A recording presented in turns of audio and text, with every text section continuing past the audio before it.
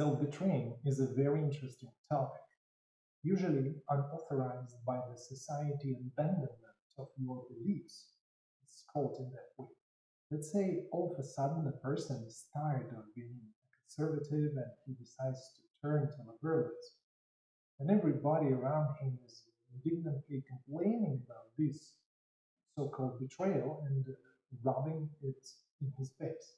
After achieving a certain level of understanding, you can't help looking funny at the hypocrisy of the society.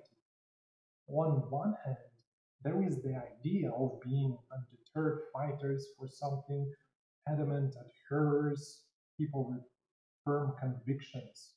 On the other hand, as soon as circumstances change, you have to reconsider beliefs and shift your ground. Otherwise, the very same society will point their fingers and criticize you for being inflexible and old fashioned. Looking back, we have to admit that the society constantly changes, which makes taking seriously aforementioned so called betrayal preposterous.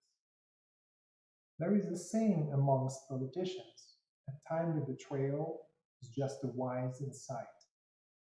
Nevertheless, there is a more profound kind of self-betraying that we strongly dislike to think about. Are you able to remember yourself as a 2-year-old kid? It's not highly likely. Back then, we were real and clearly knew what we wanted, even if those were very simple things. But we were constantly forced to abandon that and do whatever is considered right. They were making us back away from our interests and manner of action in favor of correct wishes and behavior patterns approved by the society. For decades, we had been trained to give up on ourselves, and we had been playing along. As a result of that, at some point, a man is not able to find in what aspect he has not betrayed himself, as there is little to nothing authentically left of him. The paradox is in the fact that we couldn't not travel that path because it was the way of socialization. And without that, we would be dysfunctional, unable to do anything. A life crisis is dangerous because it engenders the questions about the purpose of our life and reasons to continue living. But is it worth following this excruciatingly long way in the first place? Maybe it's reasonable to cut all corners with one fell swoop. Let's get back to that little kid which looked at the world with his big, credulous eyes full of curiosity. There had to be a reason why he came into this world for sure. No doubt he had some kind of a mission, some goals. To what extent can that be in accord with what you do now? Highly likely there is nothing in common at all. If you are intent on overcoming a crisis, there are not so many options. You have to move towards real self. We are unable to unwind time and go back to the child in the past, though we can try our best to become those that we should have become. Above all, self-betrayal and finding our real essence means abandoning past achievements. In other words, rejection of your sources of pride.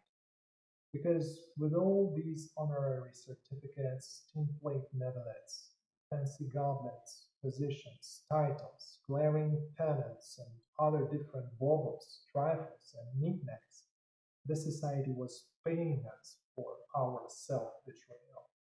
Now it is time to repay the loan. Unfortunately, the thought of doing so is pretty unpleasant and frightening, because people struggling to see themselves without all these attributes. When these things are gone, will there be something left of their personalities? If you are asking yourself this question, it appears you are nothing without those accessories. And to be nothing is very hard and discomforting. Though to all daredevils, I can say that it's terrifying only before you eventually decide something. Soon enough, You are bound to understand that you are something more than just a pile of stickers.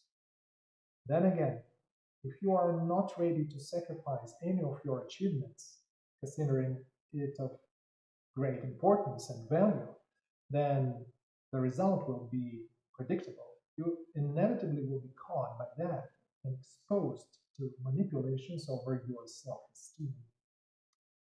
But you should not overdo with all this. You don't have to put your new internal state on display. Nobody has to know about goings on in your head and notice changes in your behavior. Keep it to yourself. Moreover, it's even not necessary to talk about it to the closest people around you, as they will probably subconsciously pose themselves as social agents. Even your wife and kids, not realizing it, will support the social constructs that they consider right instead of helping you to find your essence. It's only your struggle and only your path. You have to follow it alone.